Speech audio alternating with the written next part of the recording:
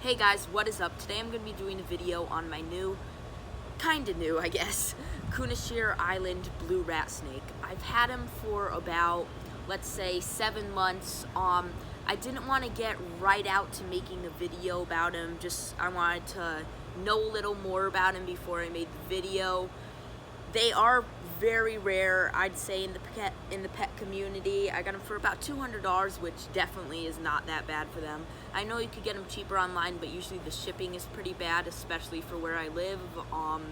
Haven't seen any ones with good shipping.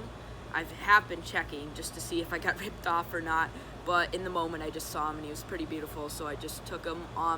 But yeah, I feel there's a lot of common misconceptions in the community with these guys. The community is pretty much just one forum that I've seen. The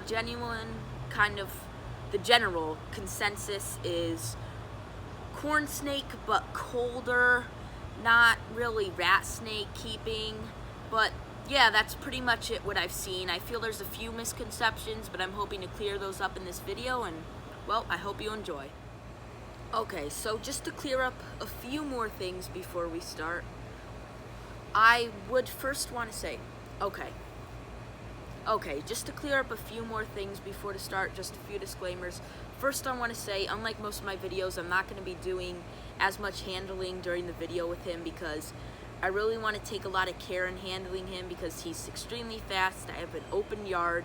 I have a lot of rock walls over there where he could slither into. I have had reptiles get into those walls, and I've gotten them all out, but I have had to take like hammers to them, and that's always worst case scenario, and it's horrible. And I know you guys really like to see the animals, but I'll probably do a few sections, and I know you've already seen them a little bit, but I promise I'll do a few sections where you get to see them in the end.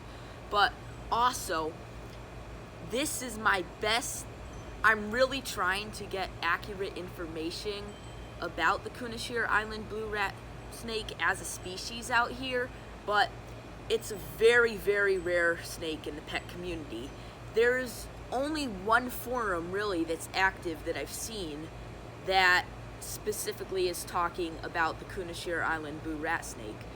It's so hard to find accurate information on how to keep these guys, especially when you're looking for, say, specifically about male or female keeping, or specifics for feeding, or how old they get, or there's almost no information on how big they get, just stuff like that. That's also one of the reasons I wanted to keep them for longer than I usually do before I make a video, just so I could kind of see and learn from experience with these animals, because there's not much information online. And when I first bought them, I had to ask the provider, and he's wild caught, so I don't usually like to get animals that are wild caught, but there's also a very big wild caught market for these guys, so that's also another disclaimer. I mean, overall it's just a very hard situation to make a care video on, but when I looked out there wasn't many other care videos, and I feel like over the 7 months I've gotten a pretty good feel of how to take care of these guys. So hopefully you guys will enjoy the video. I'm sorry I had to do this other disclaimer, but just making sure if any of this information is a little outdated, which I don't think it is. I think I have a pretty good consensus, but just tell me in the comments and I'll pin it. Just look down in the comments. I think this is good, but just another disclaimer. So for feeding, what I do with these guys is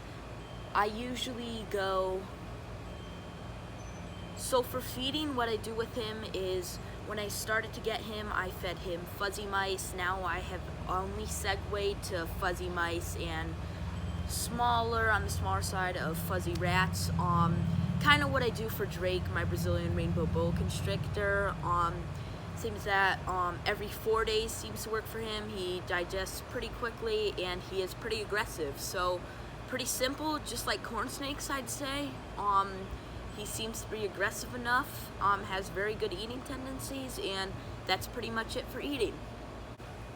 For my rat snake in particular, for temperature, I keep him at 80, 70, 80 to 70, I want to say 77 at daytime, and then at nighttime it's very important to have a cycle. At nighttime I let it drop to about 70, kind of 68. That may seem pretty low for a snake, but actually they do seem, at least in my opinion, they don't seem to bask too much. So he likes to stay on the cool side. I definitely do have a humid side for him.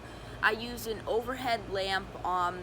They are pretty active, at least in my general viewing of them. They seem pretty active. So I definitely do have a top on the cage. You don't want to just put a free hanging lamp shining down on them, because they'll just get out very easily.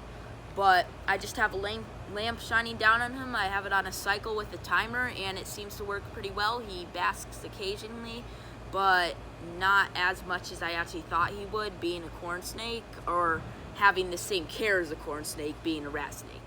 Next up for availability, I've already went over this, but if you don't have one and you're watching this video, my best suggestion, availability wise, if you're watching this video and you don't have one, my best suggestion is to go online and scour the internet and see if anyone in your area, local breeders, have one, or have caught a wild caught one, or are importing them, or just see if any popular breeders have them. I'm not sure if anyone's breeding them at this point, if any of the underground reptiles or any of them are breeding them. They are, from what I've gathered, very rare in the pet industry. So they are not very available. Their prices range from $150 to $300 from what I've seen. Females are more expensive.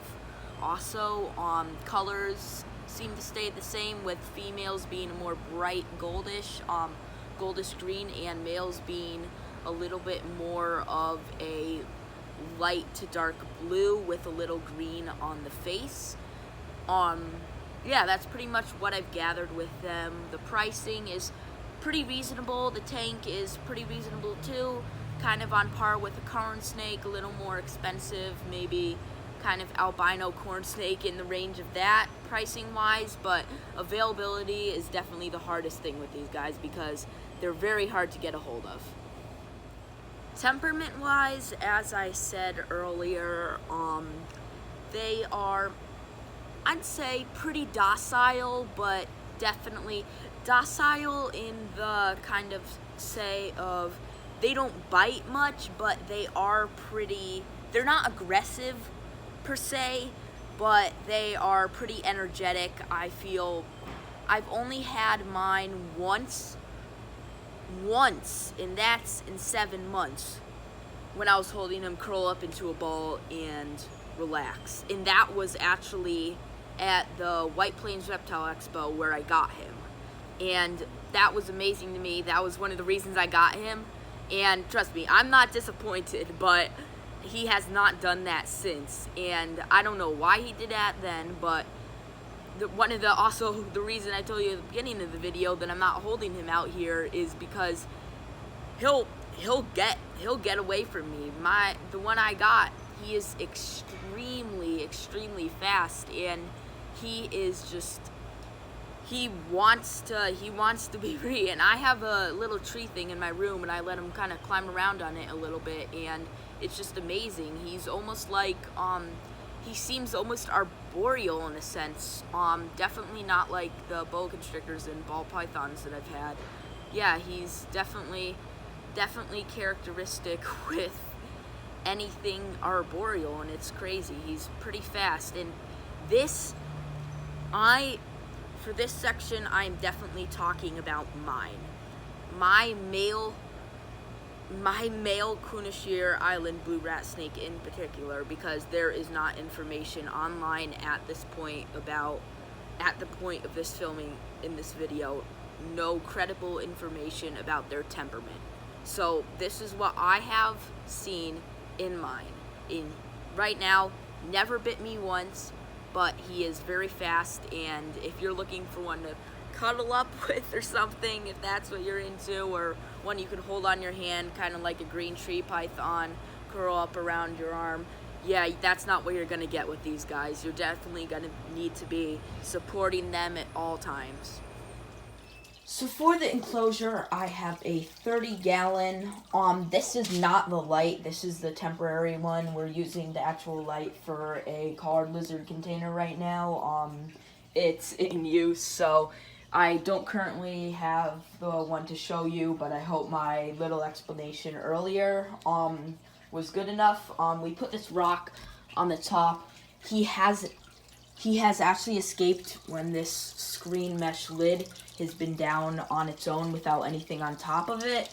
So we put the rock, some BB gun pellets or some airsoft pellets on top, and a bird ID guide on top. And that seems to do the trick. It holds it down enough.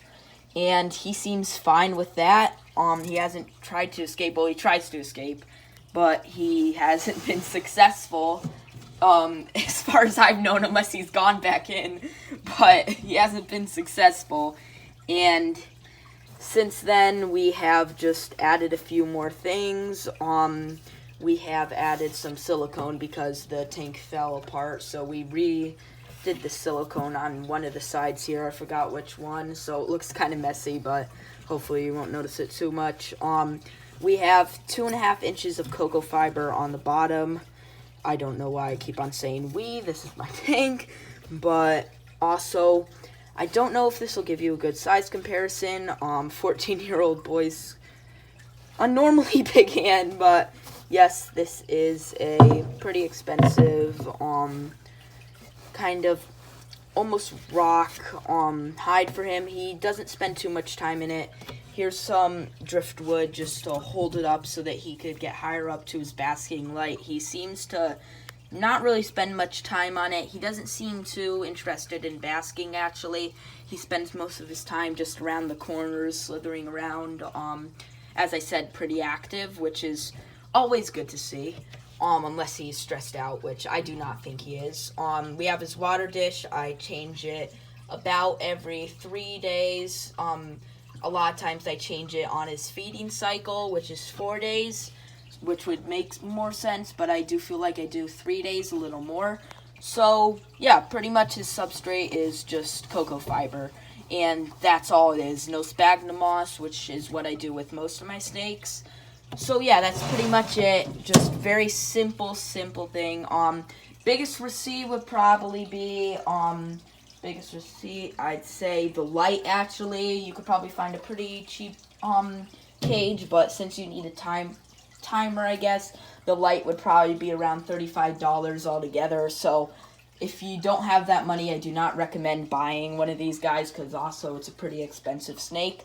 So that's pretty much it for the cage or the enclosure, whatever you want to call it. And now let's get into the snake. So here he is. I'm trying to do my best with one hand. It's hard to set up. You won't get in any enclosure. So I'm going to be doing it with one hand like this. I hope you could see the colors. He's turquoise down into green on the tail. His head is very light blue, I'd say, not quite turquoise. If you could see it right there. Yes, he's posing for the shot. There you go. Yeah, his colors are amazing. That's definitely the most striking thing about him. I'm very happy with the specimen. Obviously, I would not recommend holding him like this. This is never how I would hold one of these guys. I'm just going to be holding him for a second. And there you go. Yes, this is pretty much his colors. He segues into almost stripes. His stomach is iridescent and blue, and just a beautiful snake altogether.